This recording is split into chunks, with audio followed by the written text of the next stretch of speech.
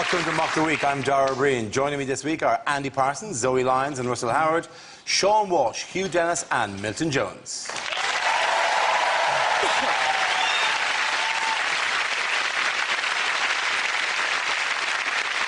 We start with a round called Headliners. Here's a typical picture of Peter Mandelson.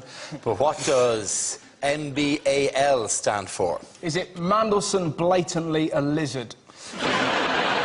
Is it my briefs are leather? Is it everything he enjoys? Is it muckraking, bullshitting and leaving? It's actually his nicknames for Brown and Blair. It's Man Boobs and Ladyboy. Is it just a list of his favourite things? Is it millionaires, billionaires, aristocrats and lords? Is it Mandelson Burns adorable Labradors?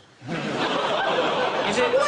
It's just a joke, he's not actually doing it. Is it just simply Mr. Bond at last? I know what this is. It's what he requested on Desert Island Discs. It was Michael Bublé and lubrication.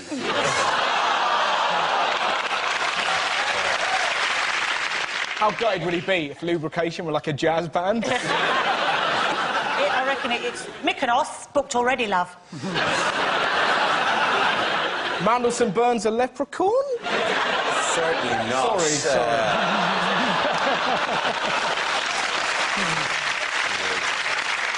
I look out for you all. I look out for you all. No one will be burning you on my watch.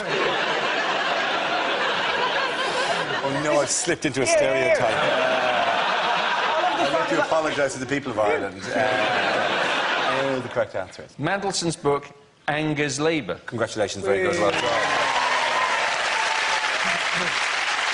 Yes, the answer I was looking for was Mandelson's book Angers Labour. This is a story that Lord Mandelson's newly published memoirs have rocked the Labour Party by revealing how little faith the Cabinet had in Gordon Brown and by revisiting the war between Blair and Brown. But the thing is, like, have you read any of it? We were promised juicy gossip. That's what he said. What was the first revelation? Brown and Blair don't get on. Really?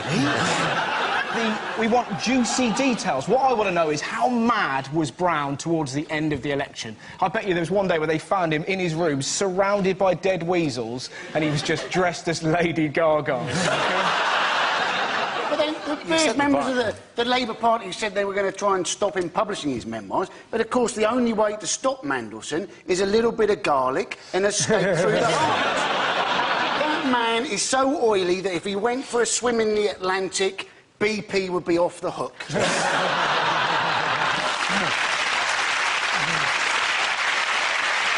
Hang on a minute, Mandelson appears to be dressed as the compere the meerkat for some reason. Yeah, this is the notion that he advertised them. They were serialised in the Times, and the advertising for it pitched as a fairy tale. There were these two mighty kings and then an evil. Who are we in this situation? Are we the villagers in this story? I am Shrek. I know. I'm an idiot. I know where I fit in the fairy tale scheme. It's weird to think he's the son of Nelson Mandela.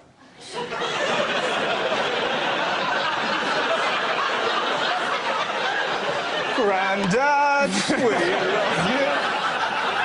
I find it really difficult to take seriously because that bit, I don't know if you've seen the advert, but he says, "Are you sitting comfortably?" And the trouble is, I was thinking my mate Tom at school, so he was about 7, and the teacher went, "Are you sitting comfortably?" He went, "Not really, miss, I've got worms." What do we find out about the coalition negotiations, though? I mean, let's you know, there were some revelations. There was. We found out executioner. apparently that Clegg told Brown he had to go. Yes. But it hasn't done Clegg any favours, is it? He's now more unpopular than he's ever been. He couldn't have been more unpopular if he'd formed a coalition with North Korea, Fabio Capello and Piers Morgan. Yes, Clegg was the executioner. Clegg went to the meeting and told Brown, you have to go. And Brown said, I will only stay for a year. Then he said, I'll go in October. Then he said, I'll just hang around for the transition until we get a new leader. It was literally short of the point where we're going, go! And he's going, you'll not notice me. Yeah. I'll just be in the corner.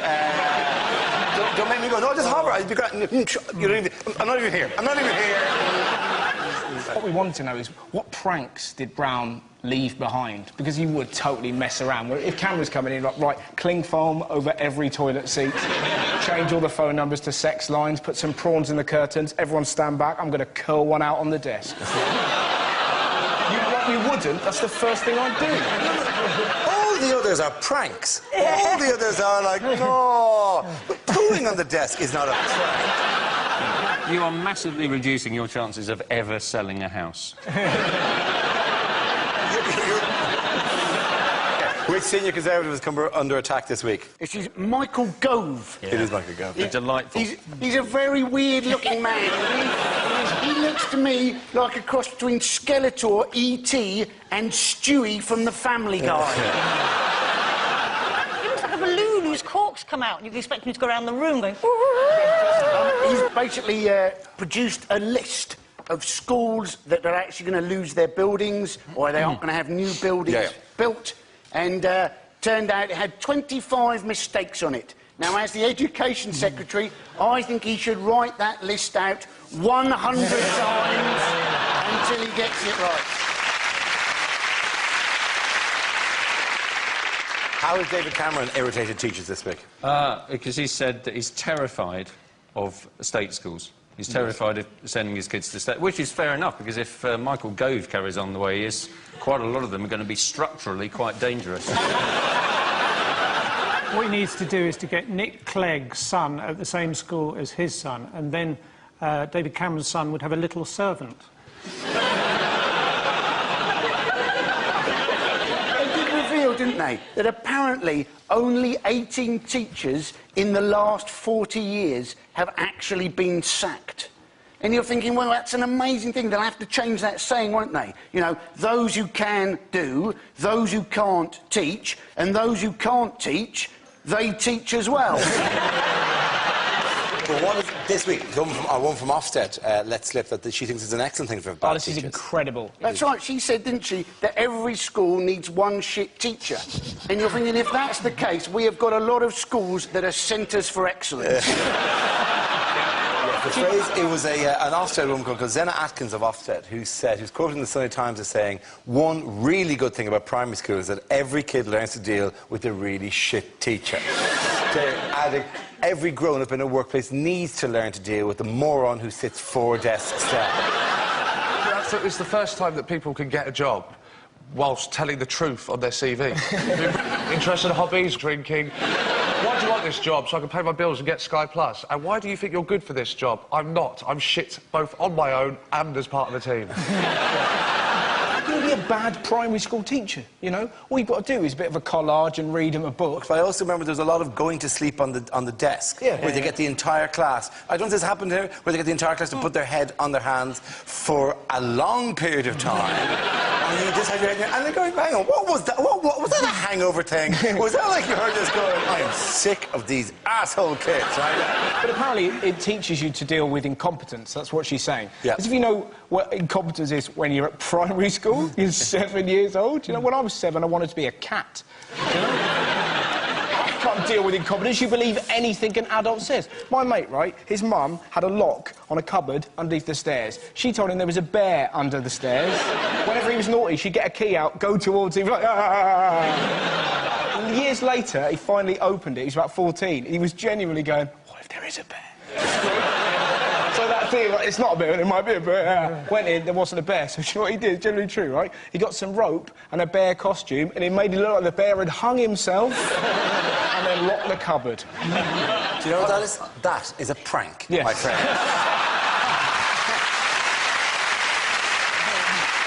The points again and go to Russell, Zoe and Andy.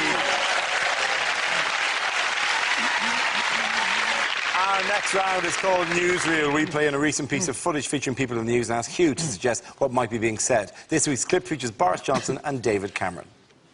In this time of cuts, I tell you who really should be cut is that bloody David Cameron. Completely useless, not nearly posh enough. Oh, bollocks. I do hope you didn't hear what I was... Yes, I did, actually, Boris. Try not to walk into that wall. More of an idiot than you are. Remember our deal. Try not to say anything for the next 4 years. Off you go. Well, I would, but somebody stole my bloody bike. Where's my bike? I left my bike here. The old ball breaker, you know, the old bone crusher. Where's my bike? Somebody really ought to sort out bike crime in this city. Who do I talk to? Off you go, Boris. Off you go. Lovely to meet you. Lovely to meet you, too. Incidentally, I've cut your pension by 90%. Yes, you barely have enough to live on, but remember, we share your pain. I wonder if Samantha's cooked quail for lunch. Hang on a second. No, I got on. That was really... I got that right up my crack. So, I'm just going to go over here. I tell you what, I'm tremendous on this thing. I'm like, I could burn it. Do you see that bloke in the orange there? I'm going to burn him up that much, yes. Now, I don't need a helmet because a bump on the head would probably do me good. Bloody hell. There's a lot of traffic. Someone should sort that out. Who wants an Oyster card? Tally-ho. Here we go.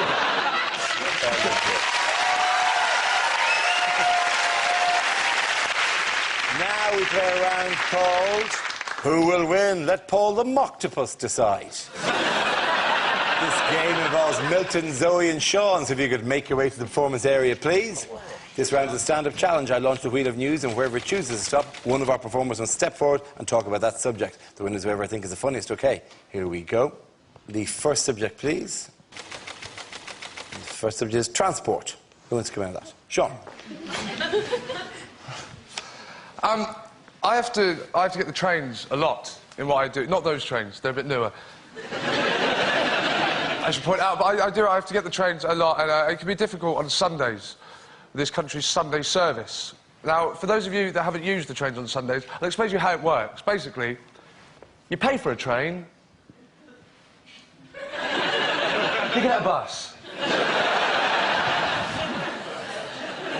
So, sorry, if you can't give me a train, don't give me something shitter. Get me a helicopter. You don't get this with any other form of transport. Imagine.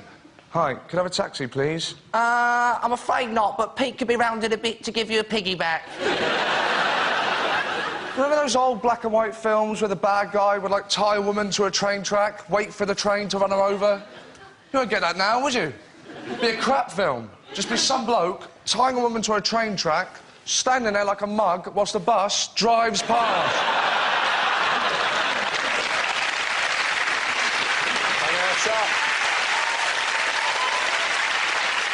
OK, let's spin the wheel again. The subject is holidays. Who wants to come in on that? Zoe.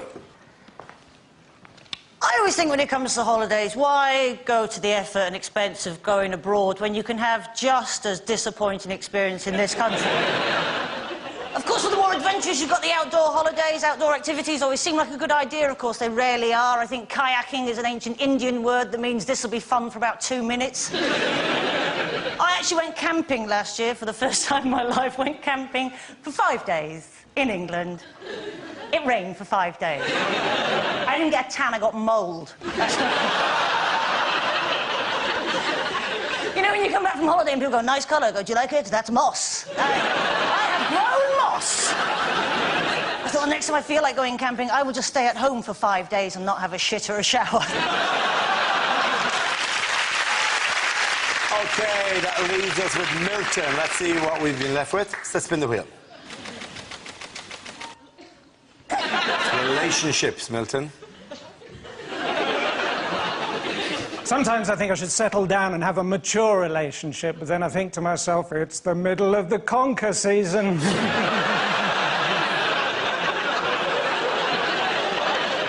Never give up your seat for a lady. That's how I lost my job as a bus driver.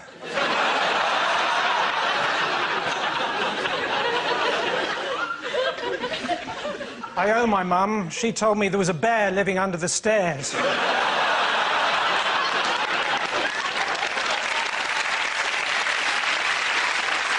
My parents came up last weekend, because I keep them in the cellar.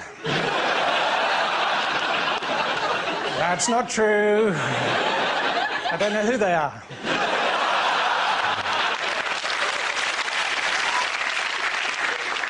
I got home from work the other day and my wife was wearing this slinky number, which only really worked when she went downstairs.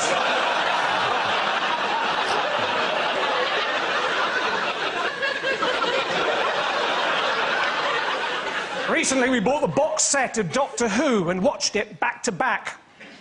Unfortunately, I wasn't the one facing the screen. Thank you very much, children. Points there go to Milton Jones. Toss it down. Our next round is called This Is the Answer, What is the Question? On the board are 6 categories. Zoe, which category would you like? Ooh, sport. OK, your category is sport. The answer is 15. What is the question? How many times a night does goalkeeper Robert Green wake up screaming? Is it how many inanimate objects has Gazza spoken to today? Is it if 5 pieces of fruit a day keep you healthy, how many will give you diarrhoea? Is it... What age do you have to be to think that the films Twilight are anything other than shit? Is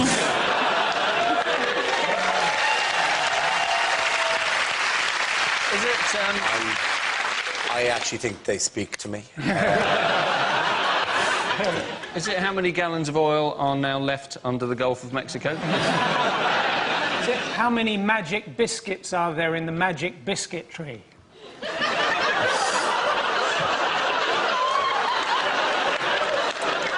I love that to be the right answer, I really would. But in fact, there are 19 magic biscuits in a magic biscuit tree. Is it how many minutes a different girl receives a text with a picture of Ashley Cole's knob? What factor sunscreen would Dale Winton take with him if he was going on holiday for a week to the centre of the sun? What an amazing wish you were here that would be. How many crisps are there in a packet of kettle chips? Is it how many An amazing argument the other day in Tesco. This woman said to her husband, "You've got the wrong crisps. I wanted kettle crisps. What will our neighbours think of us?" How weird is that? Like someone's going to go around their house and go, "Marie's dead to me. Monster Munch." Monster Munch. Crisps. No one's fussed, does That would be a top quality mistake if you were sent to buy kettle crisps for a dinner party and you brought back Monster Munch. They're just the same. They're shaped like a monster. Feet and everything. There's a cartoon monster. What kind of dinner party do you think I'm trying to throw here? You're not going to like these Alpha Bites either. The weird thing with the Monster Munch is between its toes was where all the flavour was. That was the bit that kind of creeped me out. How did you discover that? You lick the flavour off the crisps. What? You don't do that? Well, oh, I'm sorry. This is the way you do things here. Oh, I didn't know I was among royalty now. Quiet time now, Dara. Quiet time. I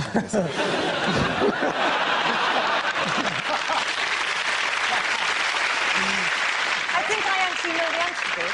How many cards were given during the World Cup final match? You're absolutely right. Well done, Zoe. That's great.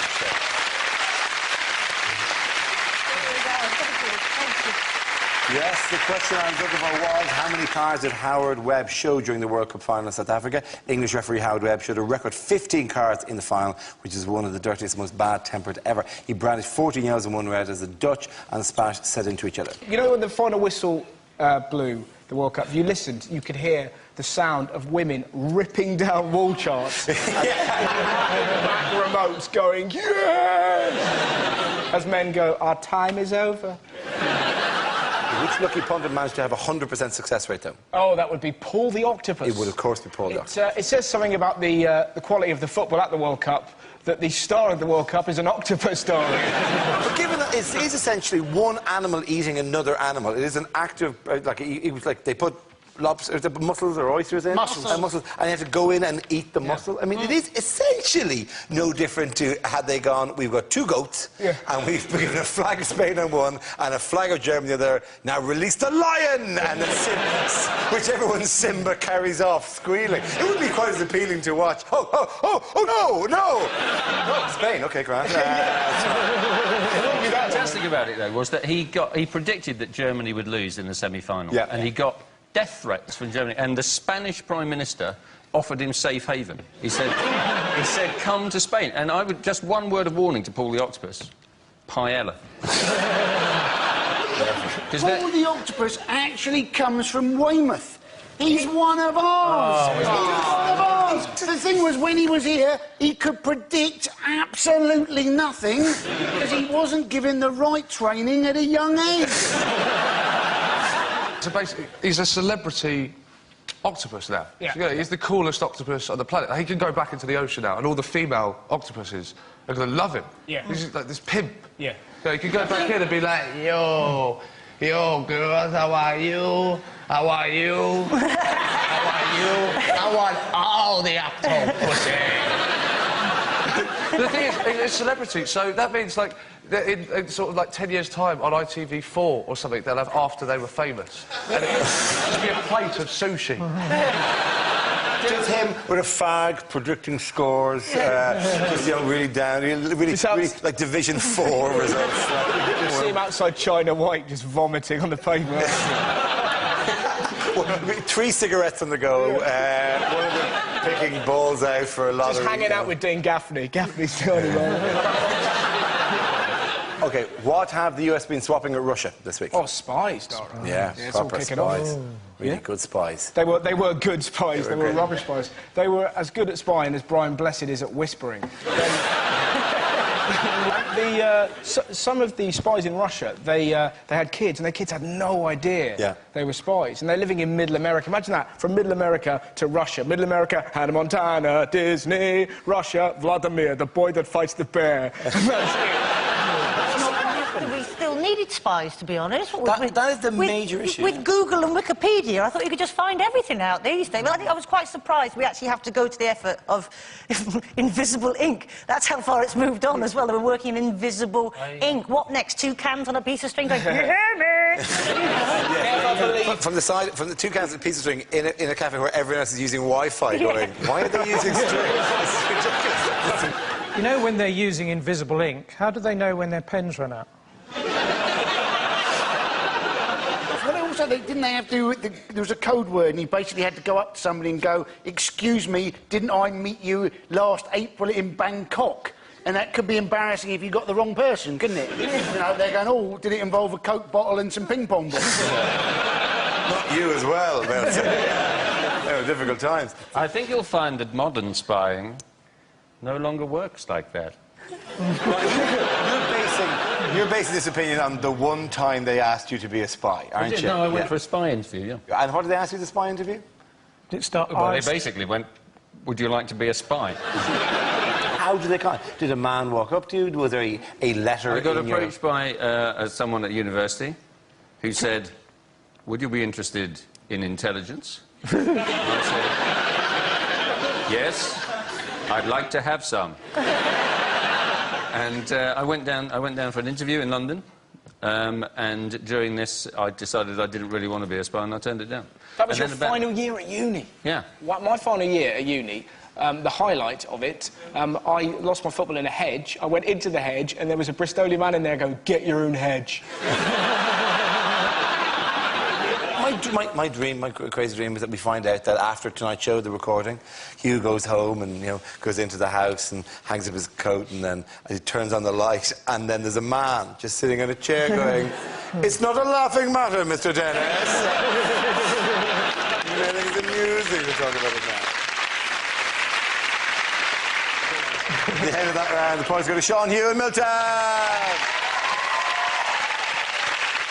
OK, now we come to scenes we'd like to see. So if everyone can make their way to the performance area, please. I'll read out this week's topics, and then we'll see what our panelists can come up with.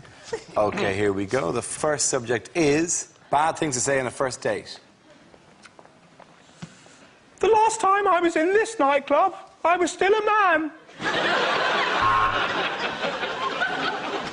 I've bought some condoms, and in preparation, I've got one on already. Yes, I know it's only dinner, but unless you sign this prenup, you're not getting any. My last girlfriend asked if I could play Smoke on the Water, so I threw a toaster in her bath. Oh, I see. So when you put bubbly on the advert, you meant fat.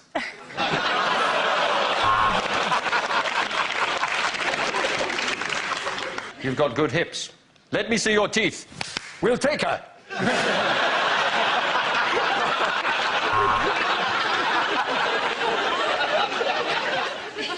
Actually, during the day, I'm something really high up in the city.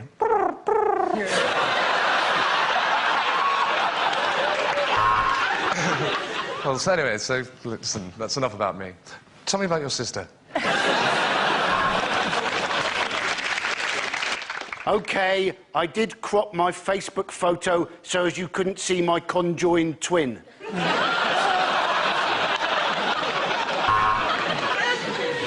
Whoa! How pissed was I when I asked you out?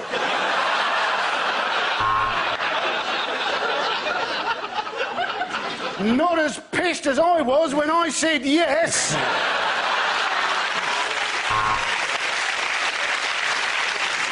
I want a baby now! There's nothing you can do about it. I know I'm gonna shag you.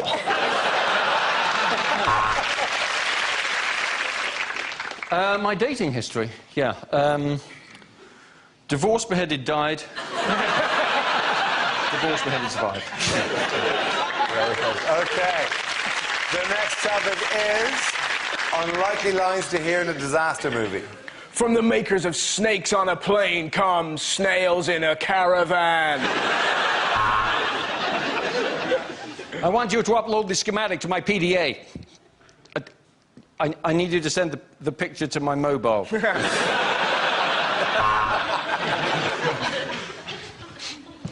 Ambassador Thrall, are you telling me that intergalactic war occurred because one of your people said, I'm going to the shops, do you want something? And another one replied, yes, get me a galaxy.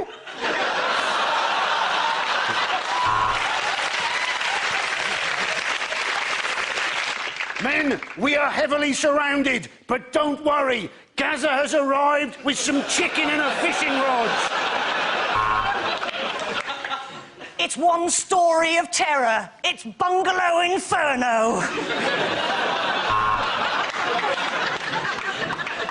Listen to me. I want you to take the kids. I want you to go to your mother's. You'll be safe there. I'm going to stay here and shag the nanny. The boat is sinking. There's not enough lifeboats. And the worst thing of all, Celine Dion is singing the theme tune. There is a house in New Orleans.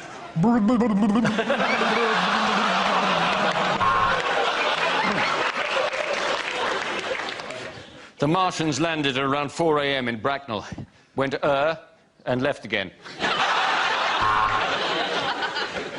The ship is sinking. I don't care. I'm a duck.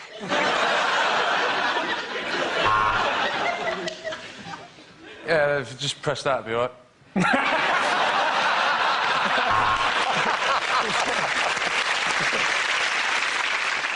This is a virus like we have never encountered. 50% of the population will be debilitated completely. The other half will be able to carry on as normal. Gentlemen, this is man flu.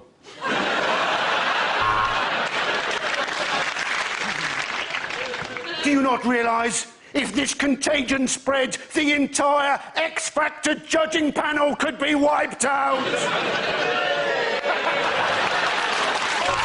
that, the points go to Russell, Zoe and Andy.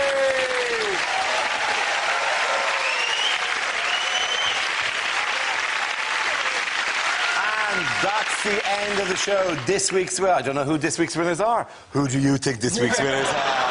Should they be... This week's winners are Andy Parsons, Zoe Lyons, Ursula Howard. Commiserations to Sean Walsh, Hugh Dennis and Milton Jones. Thank you for watching. I'm Darren Reid. Good night.